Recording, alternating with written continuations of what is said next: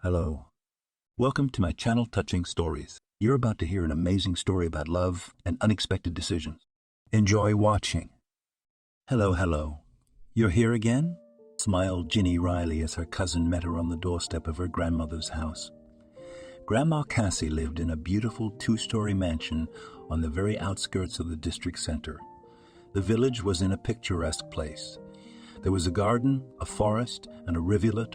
There used to be a whole farm, but with the death of the grandfather of the head of the family, it was noticeably thinned out. Grandmother Cassie, of course, tried to keep both jobs for people and livestock, but it was hard to cope with it all alone. Once upon a time, Cassie and David had been the most respected people, and Cassie and David had been the most respected people in the village. They were honored by all the locals. They raised cattle on their own. David built a huge house in which Cassie became a mistress and gave birth to 2 daughters. The eldest was named Alice. She was kind, soft, gentle. She loved animals. She looked after her little sister Eva. Half my family is there now, and I miss them. I'm not afraid to die, honey, she told Maidie. Grandma Cassie really missed her second granddaughter and only daughter, but Eva finally got lucky with a man.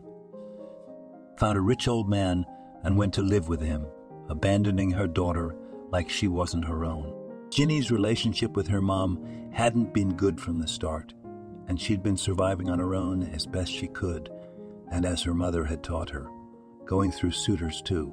But when Maddie called to say that her grandmother wanted to see her and that she didn't have long to live, Ginny packed her bags and came.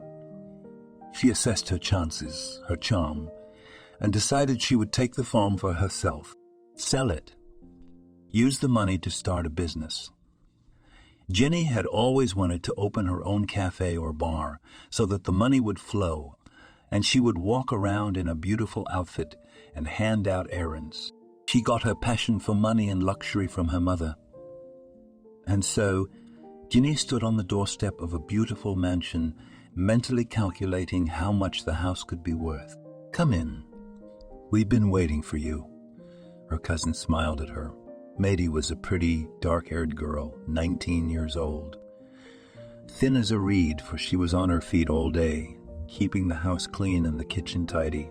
She was also in charge of the household, communicating with the few workers who tended the cows, pigs, and horses on the property. Ginny, on the other hand, was a dyed blonde with an even, beautiful tan. Slim too, but she didn't have it easy. The extra pounds instantly attached themselves to Ginny, even if she just looked at sweets. The strict diet made her angry, but the result was worth it. Grandma Cassie? Ginny called out to her. The gray-haired older woman lifted her head from the pillow and smiled weakly. Ginisha's here. My Ginisha. I'm so glad you've come. Where's your mommy? Grandma Cassie asked. Her speech was slow and quiet. The strength to speak was almost gone. Mom couldn't make it, Ginny said, taking a seat on the edge of the bed. She remembered calling her a couple days ago. It took a long time to get through. Ginny had told her mother about her grandmother's condition, and she had said she couldn't make it, but she would call her the other day. After talking to her grandmother, Ginny went downstairs where her sister was working on dinner. Outside the window, the weather was nasty fall weather. Ginny felt like the whole world was against her. How long have you lived here? Ginny asked her, leaning her hand against the wall. Maidie turned around. She hadn't listened to her sister come downstairs. You scared me. I've been living here for 4 months. Grandma's getting worse. You know, it's weird. Mom died, Grandpa left. And now Grandma left, and now Grandma. Do you think she's dying? Ginny asked with genuine curiosity. Maidie looked at her sister, puzzled. I told you on the phone. The doctors say she doesn't have long to live. Her heart is worn out. If Mom were alive, maybe none of this would have happened. Maidie turned away and continued washing the dishes. Ginny sat down in a chair in the corner of the kitchen. It was where her grandfather used to sit. Ginny noticed that the furniture was almost new. Grandma liked to update the interior. Yes, it was a pity about Aunt Alice. Unfortunately, it's always the wrong ones who die. What are you talking about? Maddie burst out. Ginny had already suggested at the funeral that it would have been easier for everyone if her mother had died instead of Madai's mom. It seemed to Ginny that both she and her mother were disliked here, although in fact they both received the same amount of attention, but due to their natural temper, they often scandalized, after which Ginny felt deprived. Oh, calm down. Aunt Alice was kind. She took care of you. My mom only cares about herself. Okay, I want to go for a walk. Do you mind? Ginny asked. Ginny walked around the house and the whole farm. She went to the stables and counted the horses. In the big barn, she was surprised at how few cows were left. Wanting to know the reason for the decrease in the number of cows, Ginny went back to the barn. However, there was an unpleasant surprise waiting for her at the door. A large dog named Cat. You, get out to here. Get out. Get out, shouted Ginny. The dog's playful mood was shot down flat. The cat just wanted to play, and Ginny punched the dog on the nose. The cat whined and went to the other yard. Maddie ran out to the noise. Your monster almost bit me. I thought that dog was dead, snarled Ginny. I'm sorry. He just likes to play. Not mean at all, smiled Maddie. They'd found the kitten with Ginny a few years ago when the girls were still in school. A neighbor had taken it to the river to drown it, and it had escaped. It had a pathology, a limp.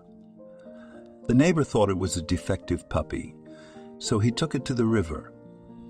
Maddie caught the puppy and held it in her arms. Just then, a panting neighbor ran up to them. He had been looking for the dog in the woods, afraid it would come running back to his yard. I'll drown him. He's limping. I don't need that kind of protector, he said, and snatched the dog out of the child's hands. Maddie was not bold and determined, but at this moment she could not stand it, and screamed, No, don't you dare. Give him to me. I'll feed him myself. Maddie took the puppy from her neighbor. Your grandfather won't let you. He doesn't like dogs, a cat person, the neighbor concluded. He knew this because there were no dogs on the farm. The neighbor had offered to get him a puppy many times, but Grandpa David had refused. But there were plenty of cats on the farm, a dozen. There was plenty of milk, and the owners were happy to take in lost and foundlings. Maddie won the puppy back. Throw it away. Don't wear it. Grandpa won't let you keep the dog, Ginny repeated to her neighbor. Then we'll call him a cat. Cat? That'll be his name. Every day she'd say, I'll get food for the cat. And Ginny giggled because the grandparents thought she was going to feed some cat, not realizing they had a dog named Cat. The truth was revealed when the grandfather heard barking. The cat had settled down on the farm by then, and felt at home in that barn. Who's that barking? He asked him sternly. It's Cat. His neighbor drowned him and I saved him. He's limping. Don't kick him out, Maddie begged. Ginny watched from the sidelines. She was waiting for her grandfather to kick the dog out, but he took pity and let the dog stay. Let there be another watchman to help Pool. Grandpa smiled. Ginny thought then that if she had brought the dog, Grandfather wouldn't have allowed it. It seemed to her that Maddie was so pitiful and submissive precisely to control everyone around her. The next morning, Ginny woke up around 8 in the morning. Decided to make her grandmother happy with breakfast. She had to stop making her feel comfortable. She obviously didn't have long to stay, and that time could be tolerated. For the sake of a house like this, she certainly could. Ginny cooked a simple porridge with milk, made tea, and went up to the second floor with a tray. As she entered the bedroom, she saw that her grandmother was already awake. Good morning, Grandma. And I made you breakfast with delivery right to the bedroom, smiled the beautiful blonde. Good morning, sweetheart. Maddie and I have already had breakfast. We get up early, 6:00 a.m. In the summer, we get up even earlier. Maddie feeds the ducks, Helps us get the cows out. I'm used to getting up early, you know. Ginny tried not to show her displeasure, so she put the tray down carefully and sat down on her grandmother's bed. I guess I'll have breakfast on my own then. Here with you. I've missed you so much. Ginny ate her porridge and drank her own tea, talking about her life in the city where she worked. Talked about her mom. More complaining, Ginny had had grudges against her mother since she was a little girl. Deep down she realized that she was only a means to an end for her, not a desired child. After all, for her birth, the local chairman had bought them an apartment. Toward lunchtime, Ginny met Maddie. She was working in the yard, sweeping. Why do you do everything yourself? No help? Ginny asked. No, they're all busy. How hard can it be? There's a broom in the corner by the gate. Would you like to join me? Maddie suggested, realizing that her sister had never held a broom in her hands in her life. She'd only ever pressed the button on the vacuum cleaner. Thank you, I guess. At that moment, Ginny saw her grandmother watching them from the window. She pursed her lips in displeasure and grabbed the broom. Maddie waved her grandmother's hand. Taking the broom, Ginny did the same. The day passed in labor and worry. Maddie got her sister involved in the cooking as well. She was curious as to what Ginny had come for. After all, she never did anything for nothing. There was always some sort of benefit.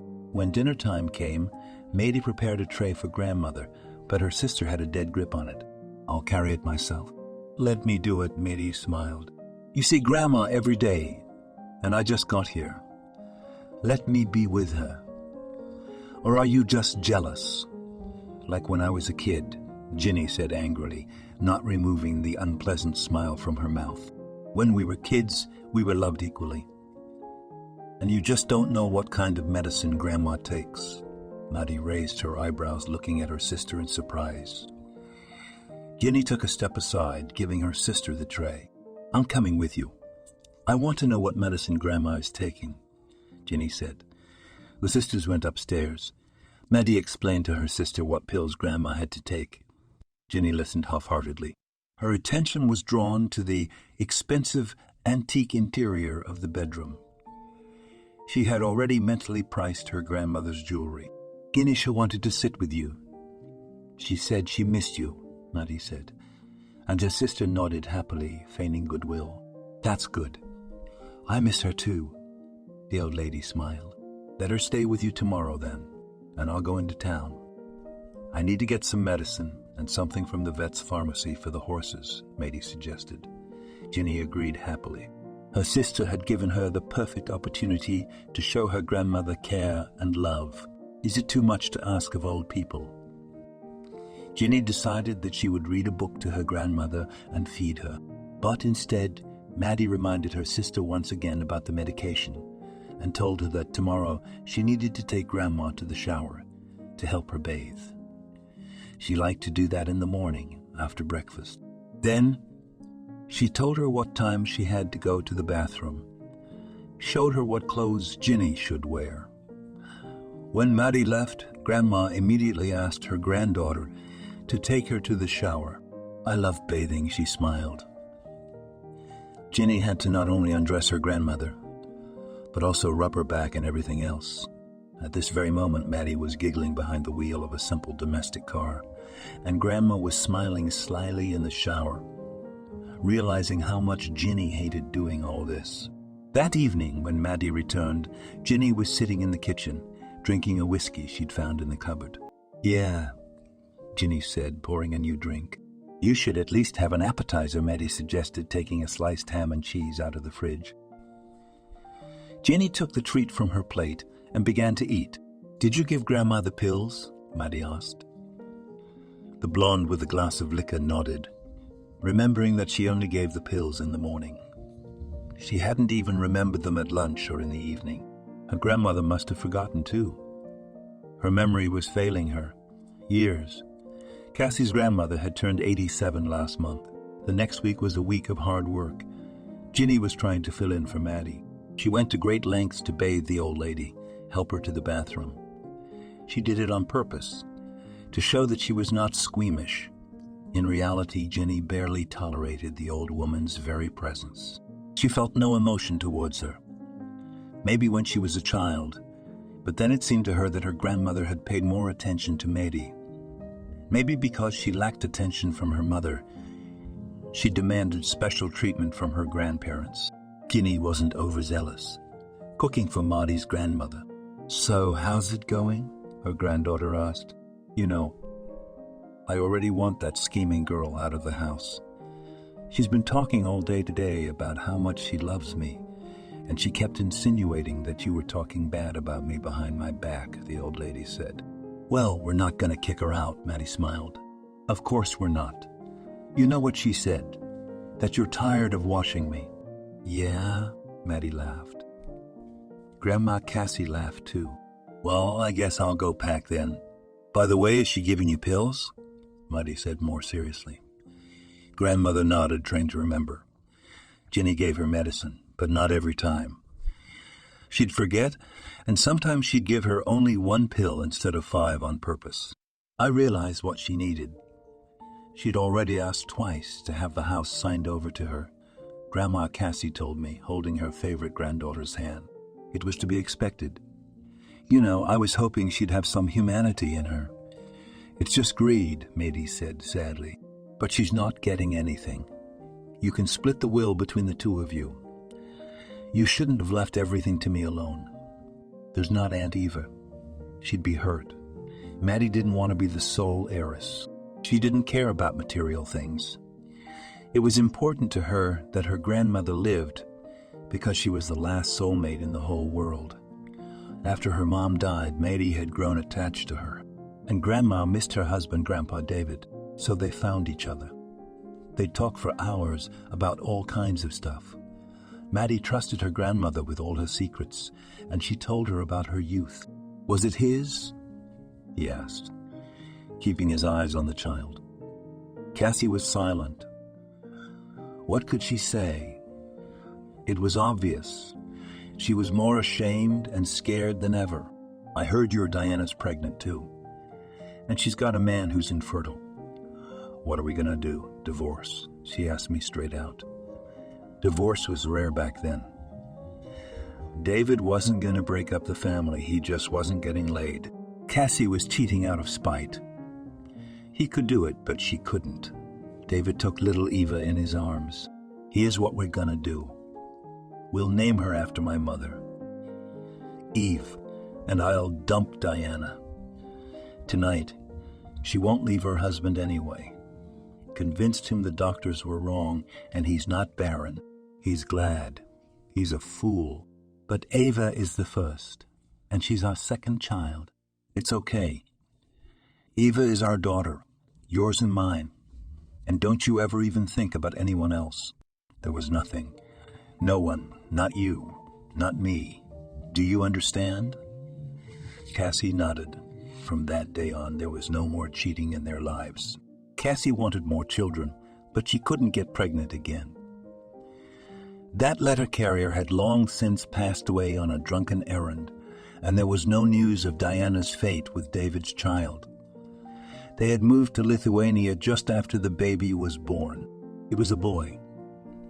Maybe that's why Eva was not like her own sister at all. She was not 100 blood related to Yaroslava, only a half-sister. The greedy character of the letter carrier lover, and his beautiful features were in both her and her daughter Ginny. One wonders how, without knowing the story, Eva chose the name for her daughter. After all, that mailman's Ginny's Ginny Dinton. The next morning, Ginny went up to her grandmother's house with a tray. She had to learn to get up early to show her attitude. The house has to be worked on, she thought. "Good morning, Grandma," she said. Breakfast was served. Ginny remembered that she had left the pills on the table, downstairs. Whatever about them, she thought.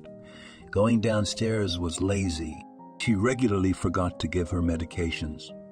Her grandmother didn't even remember them because the pills improved her memory, and without them she forgot everything. That's why she told Maidie that she was taking medicine, Everything was mixed up in her head. "Grandmother, I wanted to ask you, did you make a will for me like we talked about?" Ginny asked, smiling.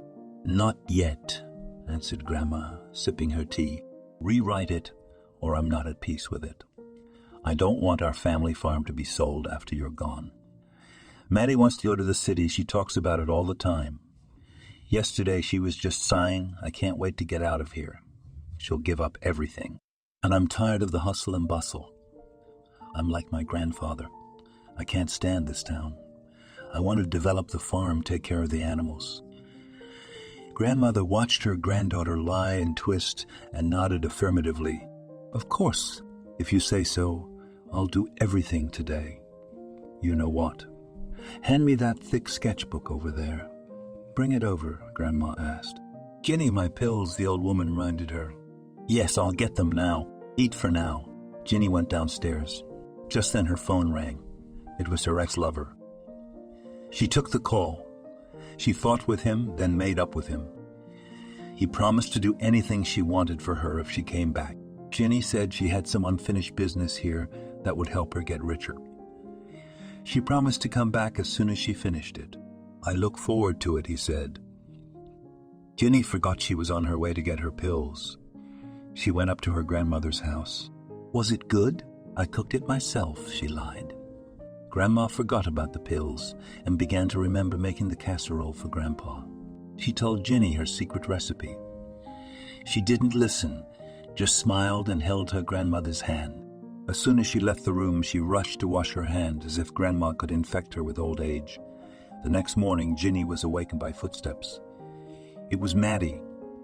She was running down the stairs, talking excitedly to someone. "What's wrong?" Ginny jumped to her feet and peeked out of the room. "Grandma won't wake up." I called the doctor. "Ginny, did you give her medicine?" Maddie asked. "Of course." She lied. Maddie opened the pills. The packs she'd bought in town were almost untouched, and they should be empty by now. "You didn't give her the meds," screamed Maddie. "I did, honestly. I found another plate. It ran out yesterday, and there's another one, the pink ones. And she refused the brown ones, said they made her sleepy." Ginny was twisting and turning like a frying pan. Maddie realized her sister was lying, but there was no point in arguing now. She ran downstairs and waited for the ambulance to arrive. A woman in her 40s entered the house wearing a white coat. Ginny was beside them, feigning genuine concern and trying not to smile inadvertently. Things were working out just fine for her. She thought her grandmother had rewritten the will for her and immediately gave her soul to God. What could be more beautiful? No more fiddling with her. As soon as the will is read, she'll go to town. In 6 months, she'll inherit the property with peace of mind, and in the meantime, she'll find the best buyers. She decided to sell everything separately. It should be worth more. Your grandmother is in a deep sleep.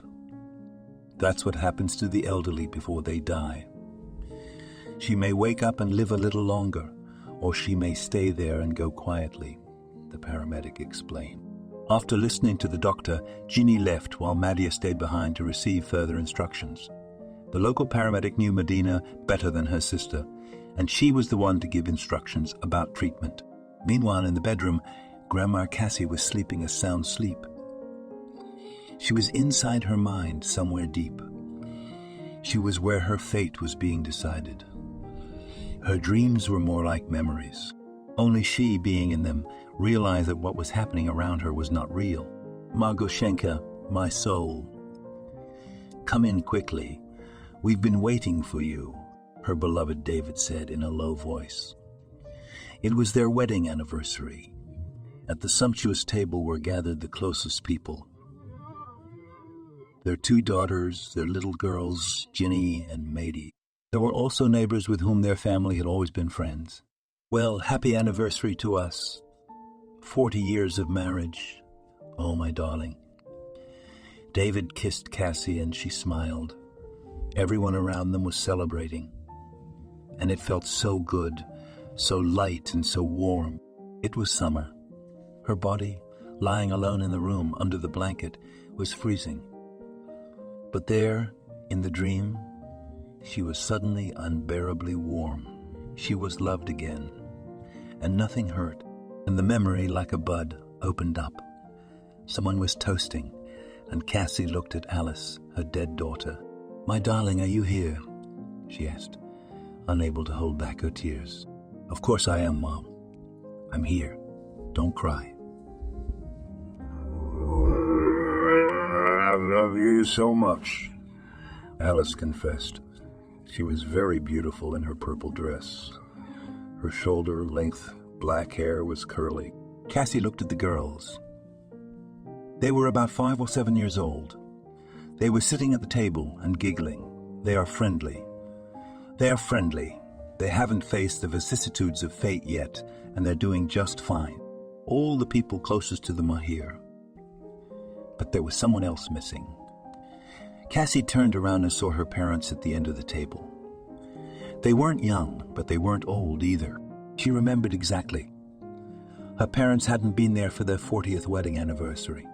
They had already died at that time. Her granddaughters had never seen them, for their great-grandparents had left this world long before they were born. "Daddy, Mommy, are you here?" Cassie asked. It was then that she realized she must be dead. "Don't be afraid," her father told her, as if he had read her mind. Cassie walked over to her parents and cuddled up to them. They hugged her. Suddenly everyone got up from the table and went somewhere. David was the last to go. He turned around at the door. "There's going to be fireworks. Do you want to come with us?" Cassie saw the empty table. Outside the window were everyone she loved, her husband, her daughter, her son. But out there in the house, Maddie was still being plotted against by her evil sister Ginny and the household. How would she leave them? David heard her thoughts again. "Don't worry. They'll be fine. They've been ready for this for a long time. You've lived a long life.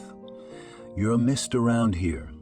You were so good when you were alive, they even let you choose. They took me right away, in silence. And I didn't get here right away.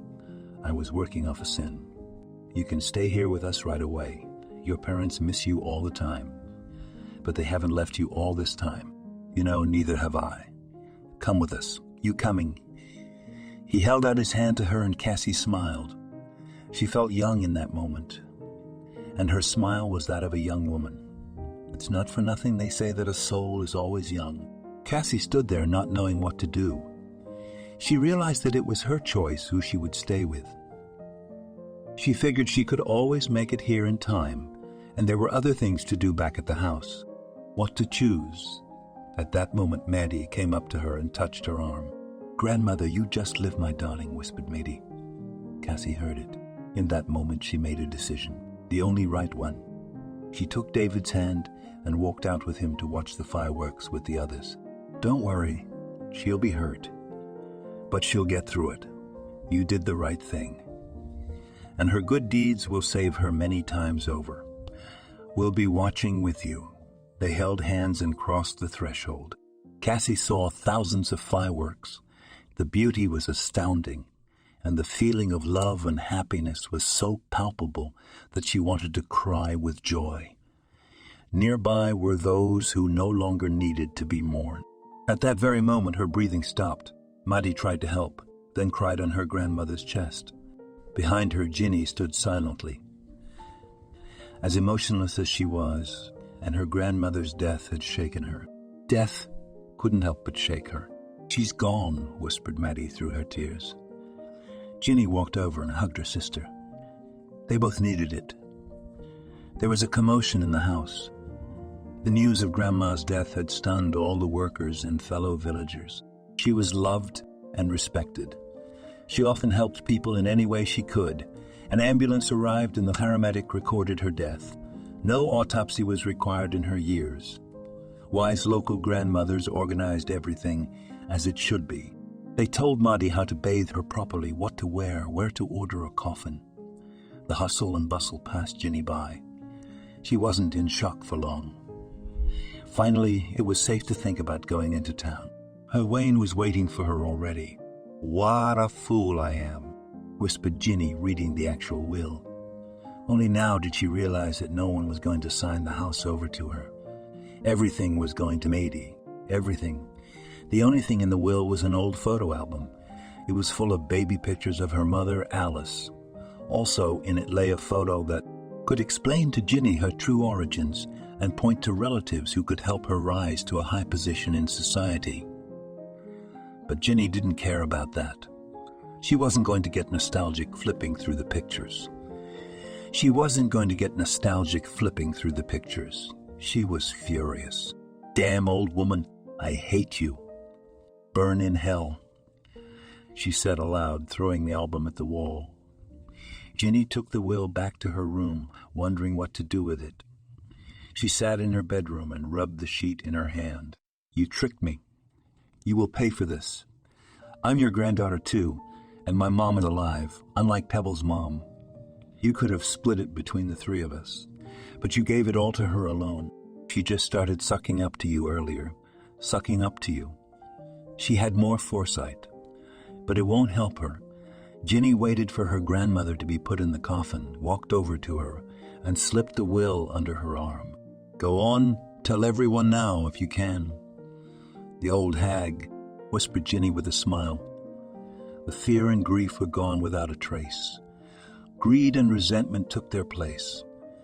No one slept that night. Ginny, pretending to be a loving granddaughter, helped in the kitchen.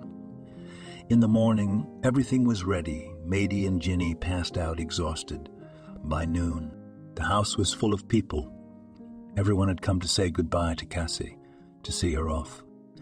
The granddaughters wore black. Mady was crying while Ginny pretended to hold on. The casket was carried to the cemetery by local men. The grave had already been prepared. Even Mady's dog cat was there to say goodbye. The dog sat peacefully off to the side, whimpering. When everyone had gone around the circle, touching the hand of the deceased, the dog came to the coffin. Who gets the house? One of the workers asked. Mady, they probably answered him, no. Grandma Cassie had voiced her last will and testament. She wanted the house to go to me. Mady Grandma only wanted to keep some of the livestock so she could raise her own farm, Jeannie said loudly. Mady looked at her sister in bewilderment. At that moment she realized that her sister would take everything from her, and Mady wouldn't have the nerve to sue her relative. Mady lowered her eyes to take one last look at her grandmother. Tears spattered from her eyes. Now she wouldn't have a roof over her head either. She knew Ginny, and she knew she would leave her nothing. At that very moment the dog burrowed his muzzle into the coffin, whining and barking. Ubekesi the dog. You what? Shouted someone from the crowd. But the dog had already withdrawn. In his teeth, Cat held a rolled-up scroll. The will that Ginny had put in the coffin with her grandmother. Ginny saw the paper and rushed to the dog, but the dog had already handed it to the farm manager. What's this, Cat? Let's see. The man took the paper in his hands and Ginny immediately turned away. She realized her deception had been exposed. Mady, look what I found, he shouted. A will, said the second worker, poking his curious head into the sheet. The dog sat contentedly beside the manager. Mady is the heiress. Mady is the sole heir. And who's the one who put the will in the coffin? He asked. Everyone looked at Ginny. I didn't go near her. What are you looking at? Lied the blonde in black. Soon the farewell continued. Grandma was buried next to Grandpa. Now they would be together forever. The document was left with the manager. It was seen by outsiders. There was nothing to be done. Ginny came home and started packing. You're leaving? Mady appeared behind her sister's back.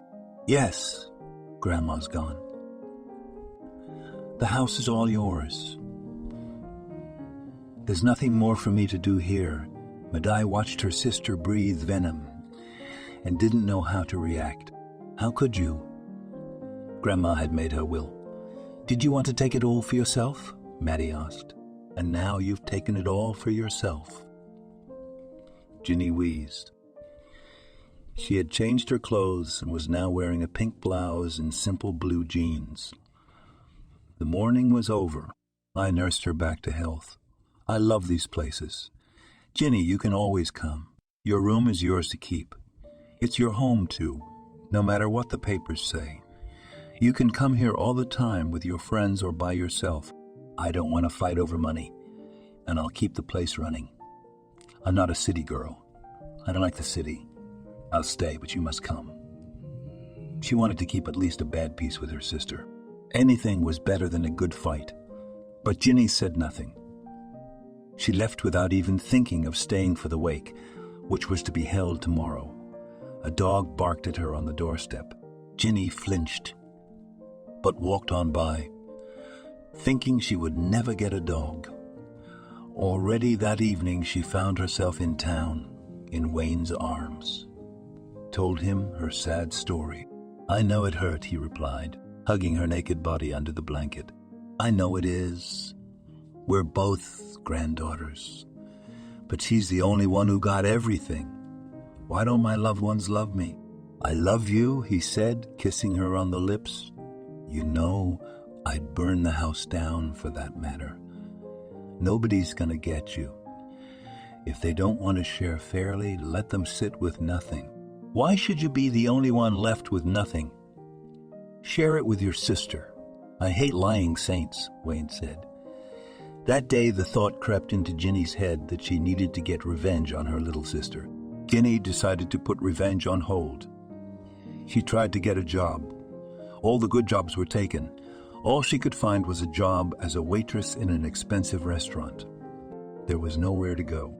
It was a month after Cassie's grandmother died.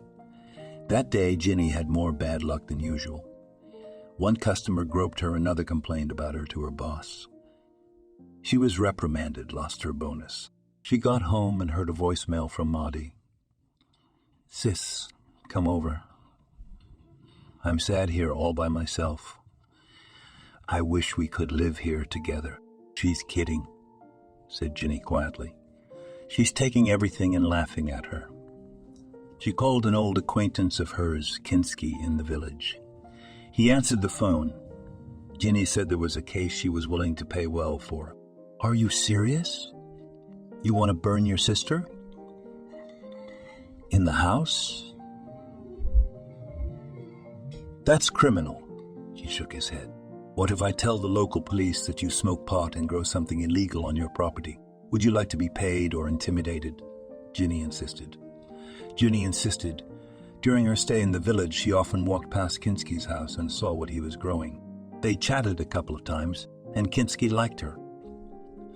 He was a young guy not long out of the army. He worked for a local farmer, and he was a dealer in illegal drugs. Ginny had bought a joint from him once herself to help with her nerves. Being there for the old lady was really hard on her. Pay up, pay well. Mind you, if there's any casualties, it's on you. I didn't want to do it. You made me do it. Yeah, you're the saint, and I'm the bastard. You're going to steal gas from someone else. Do it tonight. Ginny transferred almost all the money to his card and waited for news. A mood lifted. She felt happy, but no one ever called her. Did he drink the money and pass out? She was angry, drowning in ignorance. Ginny fell asleep and woke up at noon to the doorbell ringing. Ginny, arrested for organizing a crime under article. Ginny couldn't hear anything further. Her ears were ringing. In that instant, she regretted her decision.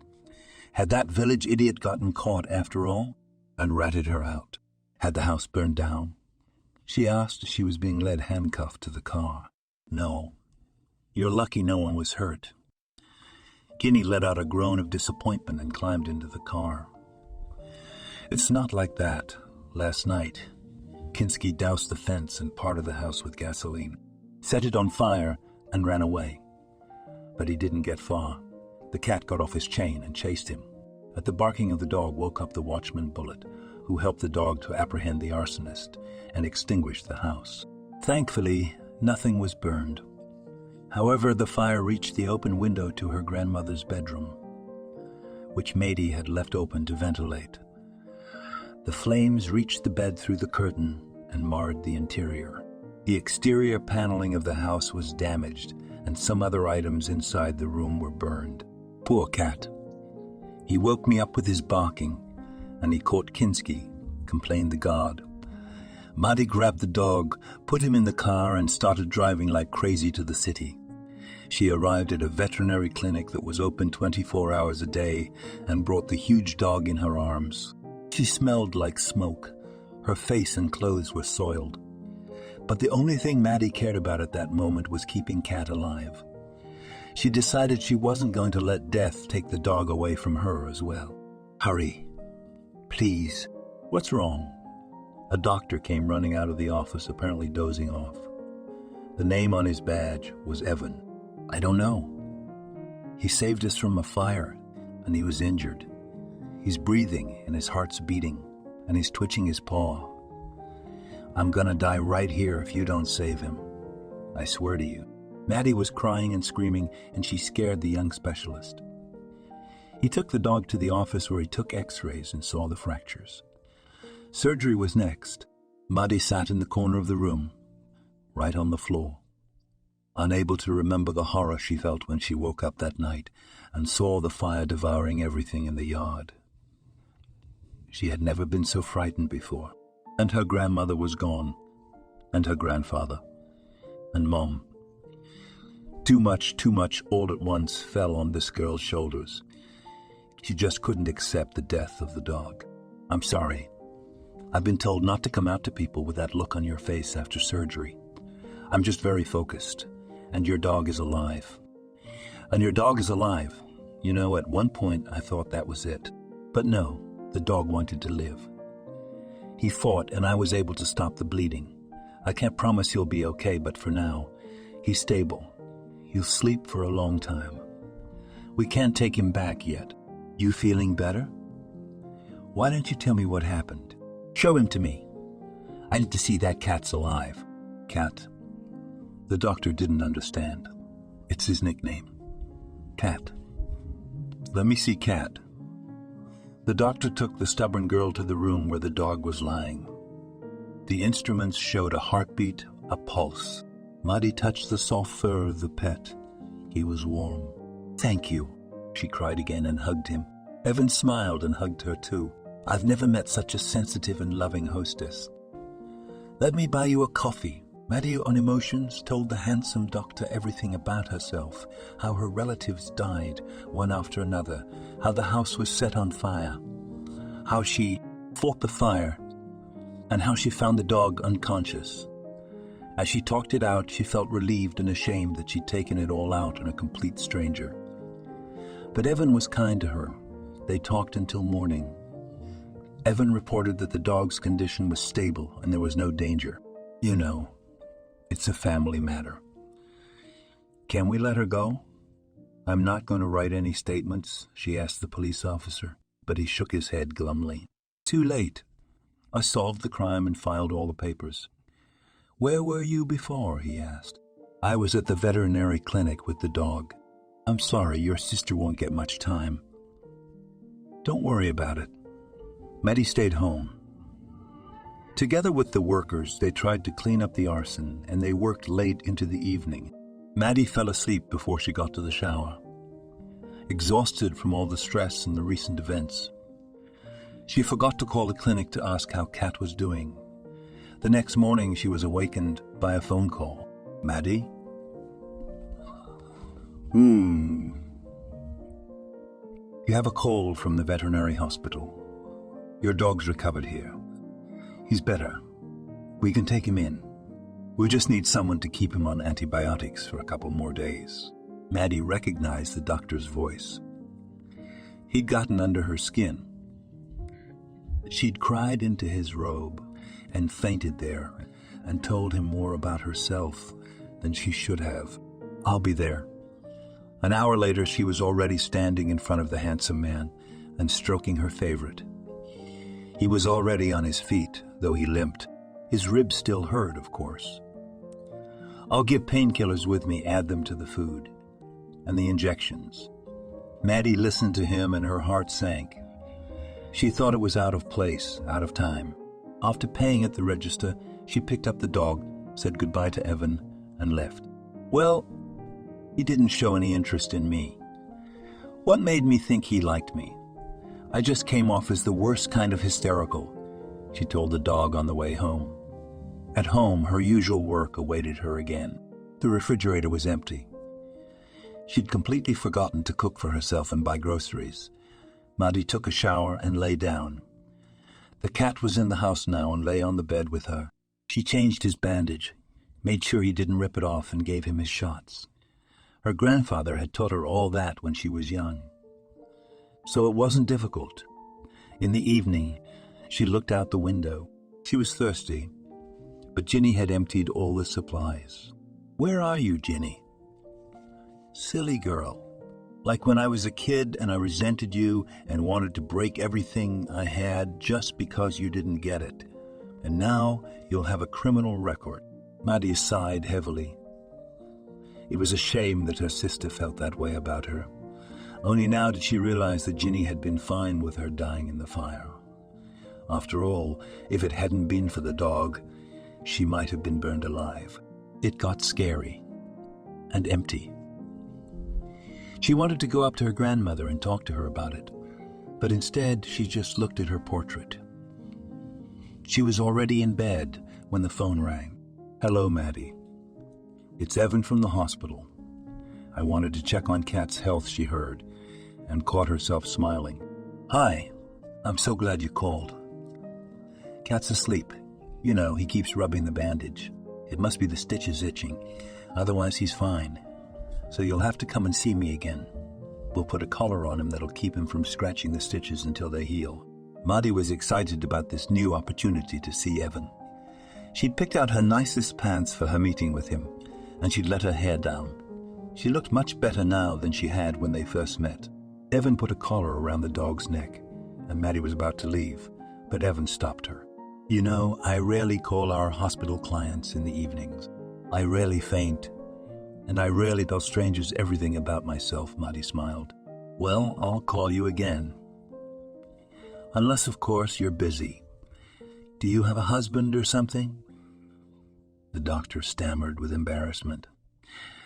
He was standing right next to her, and he was a head taller than Medina, and she seemed so small and helpless beside him.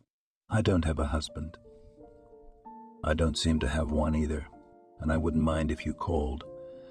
Evan walked Maddie to the door, wished the dog well, and in the evening called. This time they talked for 2 hours. It turned out they had a lot in common. Evan was an orphan like Maddie. He'd made it on his own. He was in a car accident, almost died, and he's still recovering. He's afraid to drive. Maddie told him how lonely she was in the big house, how she was afraid of fire, how she spent nights checking to see if the gas was off in the kitchen, if the fence was on fire again. After a week of late-night phone calls, Evan picked Maddie up in his car and drove her into town. They both didn't like diners, so they ate shawarma on the boardwalk and were perfectly happy. "You know, you're very strong." "You are. You've been through so much and lost so much. How are you still so great alone?" he asked. "I didn't have time for romance. I got caught up in myself, taking care of my grandmother. And now, you know, I'm just confused. I have no one left. And I'm glad you're here. Then you can rest easy. I'm not going to leave you for the next 60 to 70 years. And there, as it turns out already, that night he kissed her, and it was like in her youth. Just as sharp, just as vivid. Maddie was ashamed of her happiness, embarrassed that she wasn't wearing mourning for her grandmother, but flitting around the property like a butterfly. "I know what you would say." Maddie walked up to Grandma's portrait tonight. "You would say I can't waste time, and I shouldn't waste it on mourning. You'd tell me to go to him and be happy. The day after tomorrow will be 40 days since you've been gone. Although, I feel like you're with me. You'll always be in my heart, Grandma." Maddie kissed the portrait, sighing intermittently. A tear burned her cheek. It occurred to her in that moment that if Ginny hadn't come to visit her, maybe Grandma Cassie would still be alive. After all, she was the one who wouldn't give her the pills and kept talking about the will. She was the one who brought her to the end of the line, and now she was in the lockup waiting for her trial. That night, Evan and Maddie were walking down the avenue. Maddie was silent, thinking about the upcoming wake. Evan held her hand. "Why don't you come over?" "I'd feel better if you were there with me," Maddie asked him. "It's embarrassing. I didn't know your grandmother." "I didn't know your grandmother. Why don't I come over right after? I'll stay with you. Just watch movies with you. Or we could stay at my place. Till the morning. I'm not being vulgar, you know, just being supportive." Maddie hugged him. Ivan was her only ray of light. She thanked God for sending her Evan, and for sending her a little lame puppy back then. Maddie had never imagined, when she saved the puppy, that her act would be a life-changing one. With all this thinking, Maddie didn't notice the time had passed. Evan needed to get home. Their evening kisses had become routine, and so welcome. The wake went well. People talked more about Ginny than the late Cassie. The whole village was shocked at the news that her sister wanted to burn down the house with Maddie, along with the livestock and the guard. "What a greedy, wicked woman," said one of the invitees. Maddie wanted to object, but realized that those were the words that best described her sister. Meanwhile, she was on trial. If she hadn't set the house on fire, things might have been different, but she did. One phone call that ruined her life. What she didn't recognize was that she was being sentenced by someone she could call her own uncle. He, her relative, was the judge at her trial, and he gave her probation, but only because Maddie testified in her defense. A year later, Maddie and Evan stood at the grave of Cassie's grandmother and David's grandfather and David's grandfather. Maddie had a visible belly and a wedding ring on her finger. "Do you think they're there with Grandpa?" she asked, tossing back her long black hair. "Of course they are. How could they not be? I'm sure of it. Those who love each other won't break up because of such a nonsense as death." If you like the story, please support me with a thumbs up button, and to learn about the release of new interesting stories, when you subscribe, click the bell. All the best to you. Then Maddie said goodbye to him and went home, where another unpleasant surprise awaited her. A police officer who arrived on the scene quickly found the stone Kinski. He was hiding in his home in a Podgini. His giant supply of pot was discovered, and Kinski immediately ratted out Jeannie, told her how she threatened to expose him, how she paid him off. He had messages on his phone from Jeannie when she couldn't reach him that made sense. When Maddie found out that her sister had set the house on fire, she was again in a state of shock. She felt like talking to her or helping her in some way. She couldn't think straight from the pain, and she was crying all the time. An hour later, the doctor left the office with a droopy expression on his face. Maddie realized that Kat was gone and passed out. She couldn't take it all. She just couldn't. Everyone was dead. The house had almost burned down, and her favorite, affectionate, four-legged friend had died trying to protect her. She sagged into the black void from which the handsome, dark-haired vet had retrieved her a couple minutes later. Maddie recoiled from smelling salts, like the photo album. So Ginny, without knowing it herself, had burned the one thing that could have brought her wealth. She could have found out that she had powerful relatives, could have rubbed herself in their trust, and gotten a good job. While the fire was being put out, both Kinski and the dog that guarded him were completely forgotten. The scared and stoned guy tried to run away, but the dog grabbed him. He kicked it as hard as he could and hit it in the ribs, breaking them. When the fire was put out, Kinski was gone, and the dog was unconscious. He wasn't a bad match for her, except that they fought a lot. But he loved her. He left his wife for her. She decided to give him a chance. While everyone bustled about, bathing her grandmother, dressing her for her final journey, Ginny slipped into her room to read the will. She was sure her grandmother had written it. She had promised her after all. Ginny shook through the entire scrapbook, but there was no will.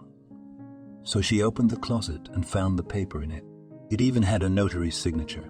Well, of course, it's done in front of a notary. Her bedroom was a side bedroom, and from there she had a good view of the river. David liked to fish there, and Cassie watched him, not daring to go and disturb him. She loved him, even though he had stumbled, even though she too was not without sin. Love had not come to their seven at once. Their marriage was arranged by their parents.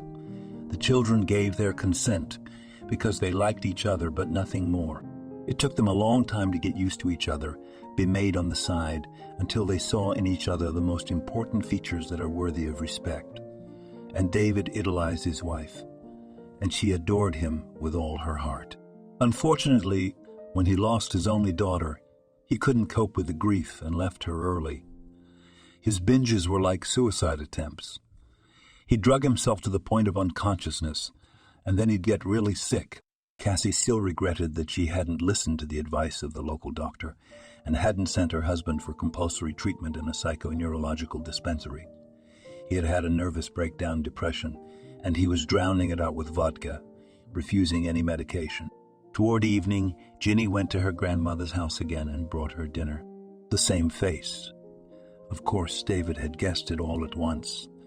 Eva had been born an exact copy of him, and Ginny had inherited her features. Should I tell her? Would it make any difference? Would she find him now? Cassie realized she wouldn't admit to Ginny that her mother had a different father. Eve wouldn't forgive her. Let her find out after she was dead, she decided. So she took a pen and signed on the back of the picture. If you are reading this, it means I am no longer alive. I must tell you a secret that my David and I have kept all my life. The man in the picture on the left, the mailman, is Eva's real father.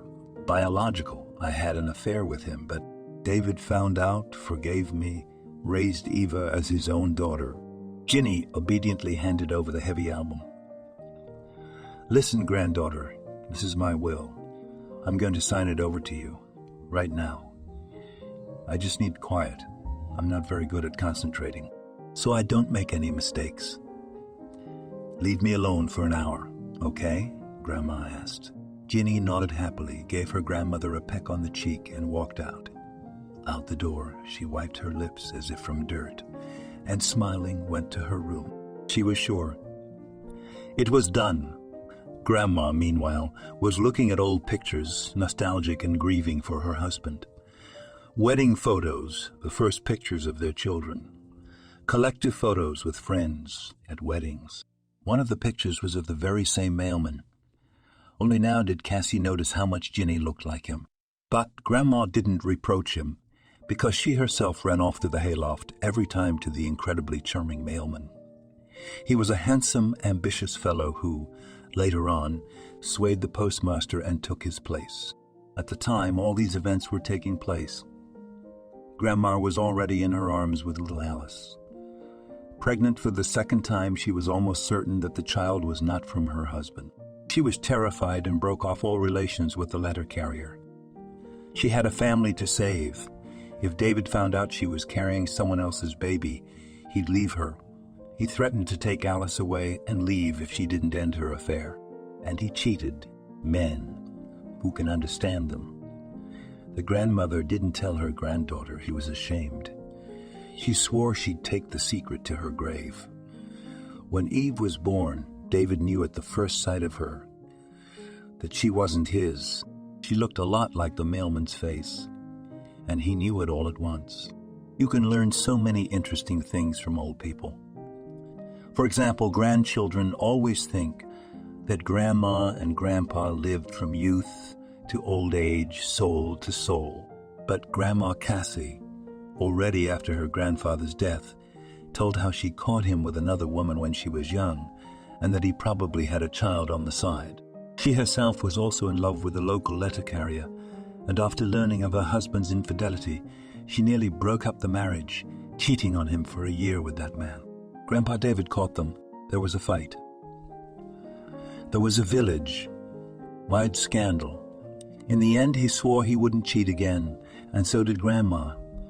And they both went left for a long time after that. Grandma understood perfectly well that grandfather cannot go fishing every weekend.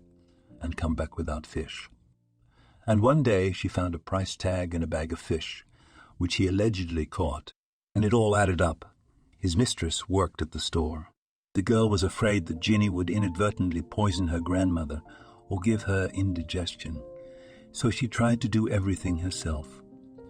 Ginny proudly took the food to her, letting her know that she had done everything herself, and Grandma Cassie nodded and smiled at her granddaughter, knowing full well who was such a good cook.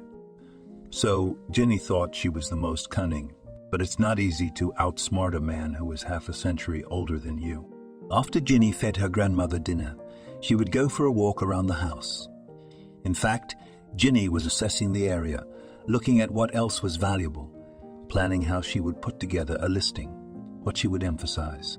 It was not just a nice house, but a lot of outbuildings and livestock. It's also very picturesque, and you have to pay extra for the view. That's when Maddie went up to see Grandma Cassie. Then she could quit dieting and no longer hunt the men who wanted only one thing from her. Maddie showed Ginny to the room she occupied every time she came here for the summer. The house was big, and each of the girls had their own room here. Ginny laid out her things, took a shower, and went up to her grandmother's room. Inside was an antique interior, beautiful carved headboards by the bed and chairs, a closet, a trundle.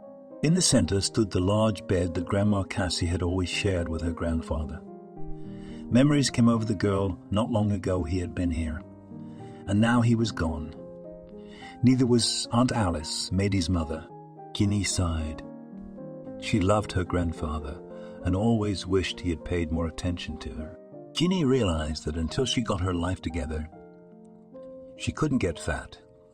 Her mother, Eva, had gotten better too, as she aged, but even so, she managed to drive a wealthy businessman 15 years older than herself crazy.